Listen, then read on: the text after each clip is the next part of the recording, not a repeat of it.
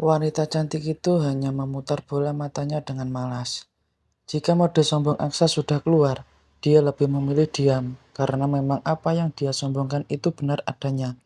Terserah kamu, Mas. Ya memang harus terserah aku, kamu tinggal diam dan nikmati saja. Tangan nakal Aksa mendarat di salah satu bukit kenyal Naura dan meremas lembut. Tentu saja sang empu spontan menggigit bibirnya karena rasa nikmat. Mas, jangan macam-macam. Lirih Naura. Macam-macam gimana? Ini hanya satu macam saja yang. Aksa terkekeh geli melihat wajah Naura yang sudah memerah. Tak sulit untuk membangkitkan gairah wanita itu. Hanya dengan sedikit sentuhan saja sudah terpancing. Mas, aku masih sakit. Jangan minta lagi. Naura menepis tangan nakal Aksa yang kini sudah menyelinap ke balik gaun.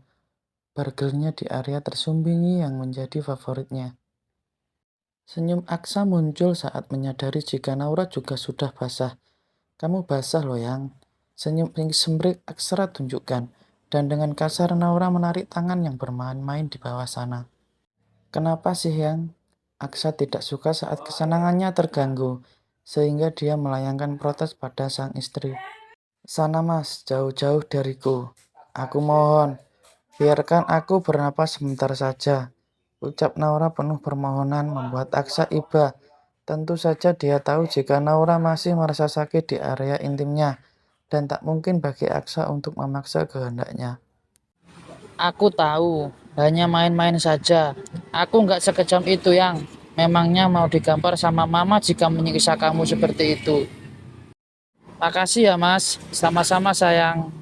Aksa memejamkan matanya, agar dia bisa terlepas dari keinginan untuk menjamah sang istri.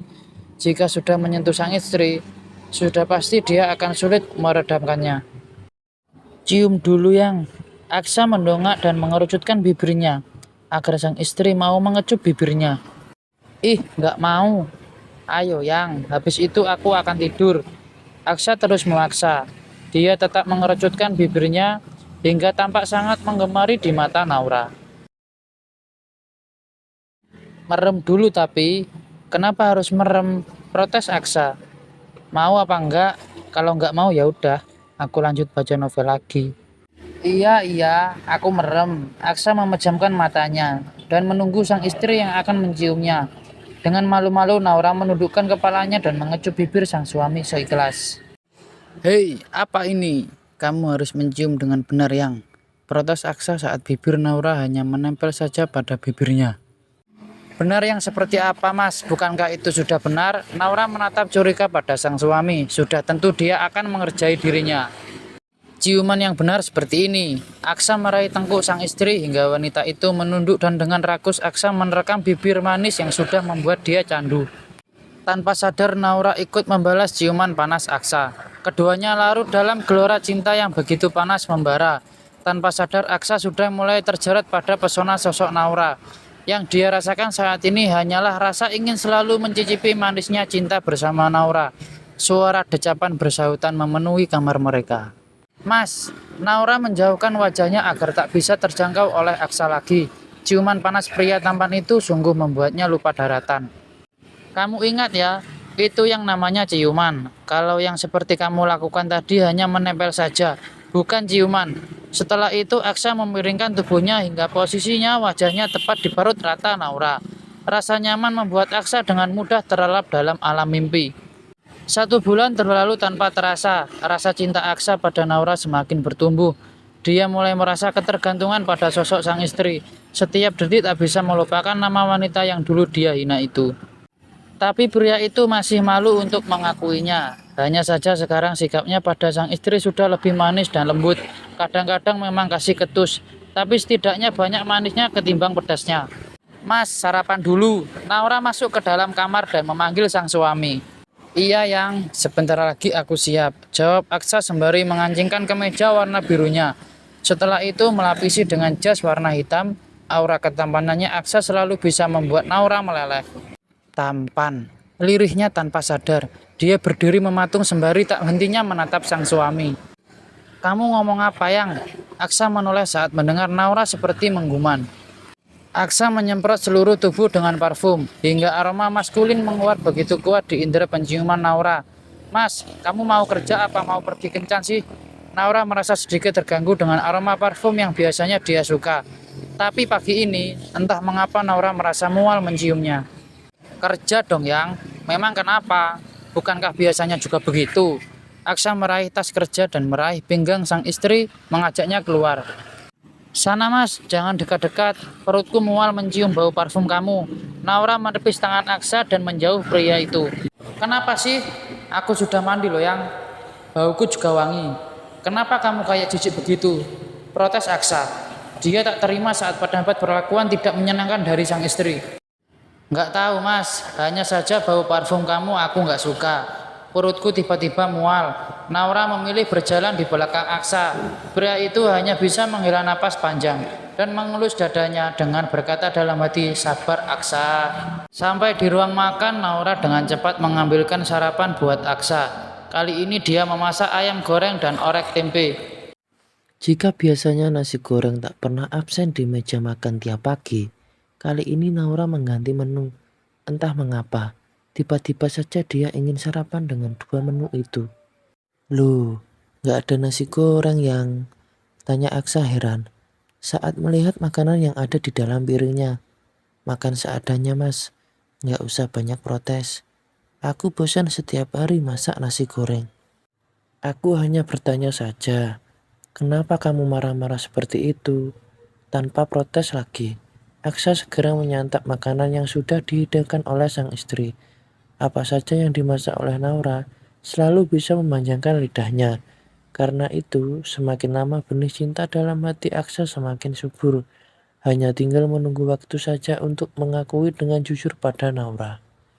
Naura juga ikut sarapan, dan dia memilih tempat di depan Aksa. Tidak seperti biasanya di sebelah sang suami. Aksa hanya bisa bertanya-tanya dalam hati tentang keanehan sang istri. Dia tak mau ambil resiko untuk kembali bertanya. Aksa baru tahu jika istrinya sungguh menyeramkan saat marah. Selesai sarapan, Aksa segera berangkat ke kantor. Setelah mengecup kening Naura, pria itu melesat pergi dari apartemen ini. Setelah sang suami berangkat kerja, Naura bersiap untuk pergi mandi. Karena tadi dia memang belum sempat mandi, Naura lebih mengutamakan memasak sarapan buat sang suami. Aksa sudah amat candu dengan masakan Naura dan dia tak mau jika harus makan di luar. Setelah mandi, dia berniat untuk bersantai sejenak. Perkara membersihkan apartemen bisa nanti-nanti saja, karena Naura merasa sedikit lelah pagi ini. Hanya memakai tank top dan hot pants, dia merebahkan tubuhnya di sofa ruang bersantai, membuka aplikasi novel online, mau melanjutkan membaca novel dari salah satu penulis yang dia suka. Deret, deret, deret. Tiba-tiba ponselnya berdering, dan ada video call dari suami kulkasnya. Naura memang belum sempat mengganti nama yang dia sematkan sejak pertama mempunyai nomor sang suami. Halo mas, sapa Naura malas. Mata Aksa sontak berbinar saat melihat penampakan sang istri. Apalagi karena Naura saat ini memakai tank top, hingga membuat aset kembarnya agak menyembul dan seketika Aksa menelan salivanya. Lagi apa kamu yang? JK, saat suami nggak ada di rumah saja seksi seperti itu. Awas kalau kamu menerima tamu laki-laki. Gerah mas, tamu laki-laki siapa sih mas? Aku bahkan nggak punya teman sama sekali loh, kecuali Vera. Itu si Farhan. Farhan Aksa mencepit. Pria itu terlihat menggerakkan kursi kerjanya ke kiri dan ke kanan. Aku sudah lama nggak ketemu dia mas. Yang ada aku yang harusnya kesal sama kamu. Setiap hari ketemu banyak wanita. Pasti mata kamu tak bisa berkedip saat melihat wanita cantik dan seksi. Sindiran pedas dilontarkan oleh Naura. Aksa tergelak, hanya memandang gak apa-apa yang. Asal jangan memegang. Pegang saja kalau berani, tantang Naura. Aku pastikan burung kamu gak akan bisa terbang lagi setelah itu. Hah? Sontak Aksa merapatkan kedua pahanya saat mendengar ancaman dari Naura. Ngeri sekali jika hal itu benar-benar terjadi. Apalagi saat ini marak terjadi pada kehidupan nyata. Gara-gara suami selingkuh, istri yang gelap mata tega memotong alat kelamin sang suami. Bahkan ada yang tega sampai membunuh sang suami. Aksa yakin jika Naura tak akan tega dan berani berbuat seperti itu. Hanya gertakan sambal saja. Aksa sendiri sudah kehilangan ketertarikan pada wanita di luar sana. Karena sekarang seluruh benak dan hatinya hanya ada sosok Naura dan Naura saja. Ada apa sih mas? Nggak ada kerjaan ya? Usik Naura. Membuyarkan lamunan Aksa. Hanya rindu sama kamu saja. Nanti jam 9 aku ada meeting di luar. Kamu nggak sudah mandi? Apa nggak kelihatan mas bedanya? Sama saja ya mandi atau tidak. Naura berganti posisi miring hingga membuat dua asetnya mengintip keluar. Aduh yang, jika seperti ini aku ingin pulang saja rasanya. Keluh Aksa dengan mata yang tak berkedip menatap pemandangan indah itu. Pulang saja kalau berani. Sang istri hanya tertawa mengejek. Awas ya, nanti malam kamu harus bertanggung jawab. Akan aku terkam kamu sampai pagi. Ancam Aksa. Dan kebetulan besok adalah hari Minggu. Dan tentu saja jadwal mereka menginap di rumah Mama. Siapa takut? Naura mencepik. Aku tutup ya. Ferdi sudah teriak-teriak sejak tadi. Seperti Tarzan saja. Hati-hati di rumah. Tunggu aku pulang. Iya mas, kamu juga hati-hati. Awas jaga mata. Pesan Naura. Iya, aku tutup ya. Iya. Maka panggilan diakhiri. Baru saja dia akan kembali membaca, ada panggilan masuk lagi, dan nama Vera muncul di layar ponsel. Iya Ver, ada apa? Tanya Naura, sembari menempelkan ponsel di telinga dan pipinya. Ra, Tante Linda kembali menawarkan lahan dan rumah milik kamu loh. Katanya sudah dikejar-kejar penagih hutang. Cerocos Vera tanpa henti. Apa? Naura sontak tertunduk. Dia sudah lama ingin membahas masalah itu dengan Aksa, tapi selalu saja lupa. Untuk Vera kembali mengingatkan, sebenarnya jika kamu mau menuntut, Tante Linda pasti kalah, karena lahan depan rumah atas nama kamu. Minta bantuan suami kamu saja, Ra. Saran Vera. Iya, Ver. Nanti aku akan coba bicara dengan Mas Aksa. Makasih ya, Ver, sudah mengingatkan. Kamu nggak kerja, Ver? Tanya Naura heran. Masuk siang aku. Sebenarnya aku gak kerasan, Ra. Tapi coba aku tahan. Daripada jadi pengangguran, keluh sang sahabat. Nanti aku coba minta tolong sama suamiku ya, Ver. Siapa tahu ada lowongan di sana. Tapi, apa saja mau kan? Iya, Ra. Makasih ya sebelumnya. Ya sudah, aku tutup ya. Ma keluar cari makan. Iya, Ver. Makasih ya. Sama-sama. Panggilan diakhiri dan Naura sudah tidak tertarik lagi untuk membaca novel. Dia sudah kesal karena sejak tadi ada saja yang mengganggu. Dia memutuskan untuk tidur saja. Siapa tahu setelah bangun aku akan kembali segar. Naura terjaga, dan dia melihat jam digital yang menempel pada dinding menunjukkan angka 10. Lama juga ternyata dia tidur. Tiba-tiba terbesit ide akan mengantarkan makan siang buat suaminya. Sekalian dia mau membahas masalah lahannya di kampung. Naura segera bangun dan mencuci muka. Setelah itu mencari ada apa saja di kulkas. Karena cuaca panas sekali hari ini. Mungkin akan segar makan siang dengan menu yang berkuah. Ada sayur kangkung, kacang panjang, ada sedikit wortel dan kul. Dan wanita itu berniat membuat sayur asam, sambal terasi dan goreng ikan gurame.